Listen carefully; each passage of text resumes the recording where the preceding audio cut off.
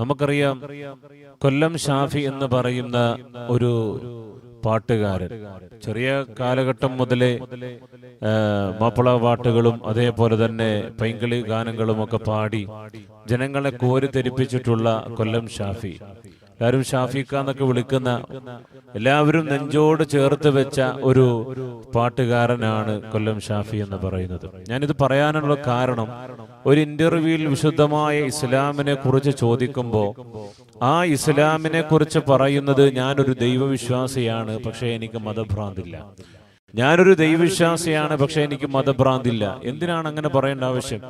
യഥാർത്ഥമായ ഒരു ദൈവവിശ്വാസി എന്ന് പറയുമ്പോൾ അദ്ദേഹം എങ്ങനെയാണ് മതഭ്രാന്ത് ഉണ്ടാവുക? വിശുദ്ധമായ ഇസ്ലാമിനെ സംബന്ധിച്ചിടത്തോളം പറയുമ്പോ എന്തിനാണ് അങ്ങനെ ഒരു വാക്കും കൂടി കൂട്ടിച്ചേർക്കുന്നത്? കാരണം ഇസ്ലാം ഇവിടെ ഒരാളെയും ആക്രമിക്കാൻ പറയുന്നില്ല. വിശുദ്ധമായ ഇസ്ലാം അത് പവിത്രമായ ഒരു മതമാണ്. അതിലുള്ളത് മുഴുവനും ശുദ്ധിയാണ്, മറ്റുള്ളവരെ സഹായിക്കലും അവരുമായി സഹകരിക്കലും അതേപോലെ തന്നെ നാടിന് നന്മയുണ്ടാക്കലുമാണ് വിശുദ്ധമായ ദീനുൽ ഇസ്ലാം എന്ന് പറയുന്നത്. ആ ദീനുൽ ഇസ്ലാമിനെ കുറിച്ച് പറയുമ്പോൾ ആരെങ്കിലും എന്തെങ്കിലും തെറ്റിദ്ധരിക്കുമോ എന്ന് കരുതി സ്വന്തമായിട്ട് നന്നാകാൻ വേണ്ടി ചമയുന്ന ചമയലാണ് ഞാൻ മതഭ്രാന്തനല്ല എന്ന് പറയുന്നത്. വിശുദ്ധമായ ദീനുൽ ഇസ്ലാമിനെ കുറിച്ച് പറയുമ്പോൾ അതിന്റെ വിധി വിലക്കുകളുണ്ട്. ഇന്നത് ചെയ്യണം, ഇന്നത് ചെയ്യണ്ട എന്നൊക്കെ പറയും. പക്ഷെ എനിക്കതിന് താല്പര്യമില്ല, ഞാൻ എൻ്റെ ഇഷ്ടം പോലെ നടക്കും. പിന്നെങ്ങനെയാണ് ദൈവവിശ്വാസിയാകുന്നത്? വിശ്വാസം എന്ന് പറയുന്നത് ആ ദൈവം പറയുന്ന കാര്യങ്ങളെ അനുശാസിക്കുക, അനുസരിക്കുക എന്നുള്ളതാണ്. അല്ലാഹു റബ്ബുൽ ഇസ്സത്തായ തമ്പുരാൻ വിശുദ്ധമായ ദീനുൽ ഇസ്ലാമിൽ ഇന്നത് ചെയ്യണം, കള്ള് കുടിക്കരുത്, കള്ള് ഹറാമാണ് എന്ന് പറഞ്ഞാൽ അത് ചെയ്യാൻ പാടില്ല. അതാണ് വിശുദ്ധമായ ദീനുൽ ഇസ്ലാം അംഗീകരിച്ചുകൊണ്ട് ജീവിക്കുന്ന യഥാർത്ഥ വിശ്വാസി എന്ന് പറയുന്നത്. അത് എനിക്ക് പറ്റില്ല, ഞാൻ തോന്നുന്നത് പോലെ ചെയ്യുമെന്ന് പറഞ്ഞാൽ പിന്നെ അവിടെ എങ്ങനെയാണ് വിശ്വാസിയാകുന്നത്? അതുകൊണ്ട് പഠിക്കാൻ വേണ്ടിയിട്ടാണ്, ആരെയും കുറ്റപ്പെടുത്തിയതല്ല, ആരുടെയും മനസ്സ് നോവിപ്പിച്ചതല്ല, ആരെയും കുറ്റപ്പെടുത്തിയതുമല്ല. ബഹുമാനപ്പെട്ട ഷാഫിക്കയോട് പറയാനുള്ളത്, വിശ്വാസി എന്ന് പറയുന്നതിൽ കളങ്കമില്ലാത്ത രൂപത്തിൽ അള്ളാഹുവിനെ വിശ്വസിക്കുക. അപ്പൊ അള്ളാഹു റബ്ബുൽ ഇസ്സത്തായ തമ്പുരാൻ നമ്മളോട് പറഞ്ഞതായ കാര്യങ്ങൾ അനുസരിക്കുകയും വിരോധിക്കാൻ പറഞ്ഞത് വിരോധിക്കുകയും ചെയ്യുക. അത് പറയുന്നതിന് എന്താ ഇത്രയും പ്രയാസം? എനിക്കതിനകത്ത് താല്പര്യമില്ല, എന്റെ ഇഷ്ടം പോലെ ചെയ്യും എന്ന് പറയുമ്പോ ഒരു അവിയല് പരുവത്തിലുള്ള മറുപടിയല്ലേ ആ കൊടുക്കുന്നത്? ആർക്കും ഒരു പ്രശ്നമില്ലാത്ത രൂപത്തിൽ. അതിന്റെ ആവശ്യമില്ല. മറ്റുള്ളവർ ഇത് മനസ്സിലാക്കണം. വിശുദ്ധമായ ദീനുൽ ഇസ്ലാം ചെയ്യരുത് എന്ന് പറയുന്നത് അത് മനുഷ്യന് ബുദ്ധിമുട്ടുള്ളതാണ്, പ്രയാസമുള്ളതാണ്, മനുഷ്യനെ നശിപ്പിക്കുന്നതും ജീവിതം ഇല്ലായ്മ ചെയ്യുന്നതുമായ കാര്യങ്ങളാണ്. ചെയ്യരുത് എന്ന് വിശുദ്ധമായ ദീനുൽ ഇസ്ലാം പറഞ്ഞത്. ചെയ്യണം എന്ന് പറയുന്നത് ആ മനുഷ്യന്റെ നന്മയ്ക്കുള്ള കാര്യമാണ്.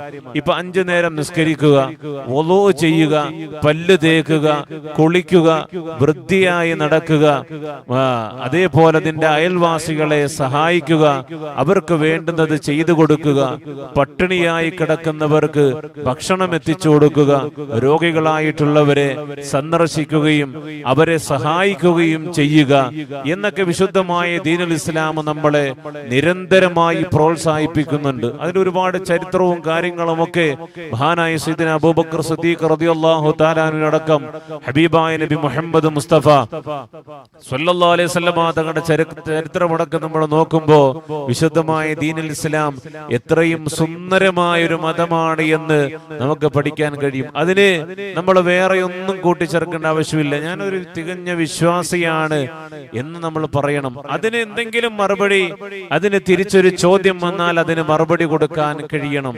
വിശുദ്ധമായ ദീനുൽ ഇസ്ലാമിന്റെ അഹ്കാമുകൾ, അതിന്റെ വിധിവിലക്കുകൾ ഒന്നും നമുക്ക് ത്യജിക്കാൻ കഴിയുന്നതല്ല, ഒഴിവാക്കാൻ കഴിയുന്നതല്ല. അത് ഒഴിവാക്കിയാൽ പിന്നെ എങ്ങനെയാണ് നമ്മൾ വിശ്വാസിയാകുന്നത്? അതുകൊണ്ട് നിങ്ങൾ പാട്ട് പാടുന്ന ആളാണ്, പ്രശസ്തിയുള്ള ആളാണ്, പ്രതാപമുള്ള ആളാണ്, ഒരുപാട് ആൾക്കാർ അറിയുന്ന ആളാണ്, ഒരിക്കലും അങ്ങനെ പറയാൻ പാടില്ല. വിശുദ്ധമായ ദീനുൽ ഇസ്ലാമില് തികഞ്ഞ വിശ്വാസിയാണ്, പക്ഷെ അതിലെ വിധിവിലക്കുകൾ ഞാൻ അംഗീകരിക്കുന്നില്ല എന്ന് എന്നൊരിക്കലും പറയരുത്. അത് മണ്ടത്തരമാണ്, അത് വിഡ്ഢിത്തരമാണ്. വിശുദ്ധമായ ദീനുൽ ഇസ്ലാം മനുഷ്യന് കേടായിട്ടുള്ള ദോഷമായിട്ടുള്ള ഒരു കാര്യങ്ങളും ഇവിടെ വിധിക്കാറില്ല. അവന് അനുകൂലമായ, അവന് പ്രകൃതിപരമായി അവന്റെ ശരീരത്തിന് അനുകൂലമായ കാര്യങ്ങളല്ലാതെ വിശുദ്ധമായ ദീനുൽ ഇസ്ലാം പറഞ്ഞിട്ടില്ല എന്നും കൂടി നമ്മൾ പഠിക്കേണ്ടതുണ്ട്. അല്ലാഹു സുബ്ഹാനഹു വ തആല നേരായ രൂപത്തിൽ ചിന്തിക്കാൻ അല്ലാഹു നമുക്ക് തൗഫീഖ് നൽകുമാറാകട്ടെ. ഇങ്ങനെ ഒരുപാട് പ്രശസ്തിയും ഒരുപാട് പ്രതാപവും കിട്ടി ഉന്നതമായ നിലവാരങ്ങളിലേക്ക് കടന്നു ചെല്ലുമ്പോൾ വിശുദ്ധമായ ദീനുൽ ഇസ്ലാമിനെ കരിവാരത്തേക്കാൻ നോക്കുന്ന ഒരുപാട് ആൾക്കാരുണ്ട്. പക്ഷേ അവർ യഥാർത്ഥ രൂപത്തിൽ ഇസ്ലാമിനെ മനസ്സിലാക്കിയിട്ടില്ല, പഠിച്ചിട്ടില്ല എന്നുള്ളതാണ് അത് വേറൊരു വശമെന്ന് പറയുന്നത്. അതുകൊണ്ട് വിശുദ്ധമായ ദീനുൽ ഇസ്ലാമിനെ വേണ്ട രൂപത്തിൽ പഠിക്കണം, വേണ്ട രൂപത്തിൽ മനസ്സിലാക്കി നിഷ്കളങ്കതയോടുകൂടി പഠിക്കുമ്പോഴാണ് ആ വിശുദ്ധമായ ദീനുൽ ഇസ്ലാമിന്റെ സത്ത നമുക്ക് മനസ്സിലാകുന്നത്. അതുകൊണ്ടാണ് ശ്രീനാരായണ ഗുരു പോലും വിശുദ്ധമായ ദീനുൽ ഇസ്ലാമിനെ കുറിച്ച്, അള്ളാന്റെ റസൂലിനെ കുറിച്ച് പറഞ്ഞത് പുരുഷാകൃതി പൂണ്ട ദൈവമോ നരദിവ്യാകൃതി പൂണ്ട ധർമ്മമോ പരമേശ്വര പവിത്ര പുത്രനോ കരുണാവാൻ നബി മണിമുത്തുരത്നമോ എന്ന് വിശേഷിപ്പിച്ചെങ്കിൽ ഹബീബായ റസൂലുള്ളാഹി സ്വല്ലല്ലാഹു അലൈഹി വസല്ലം തങ്ങൾ കൊണ്ടുവന്ന ആ വിശ്വാസത്തിന് എത്രത്തോളം മാധുര്യമുണ്ട് എന്ന് അവർക്ക് പോലും മനസ്സിലായി. എന്റെ പ്രിയപ്പെട്ടവരെ, അള്ളാഹു നമുക്ക് ഈമാൻ നൽകി അനുഗ്രഹിക്കുമാറാകട്ടെ.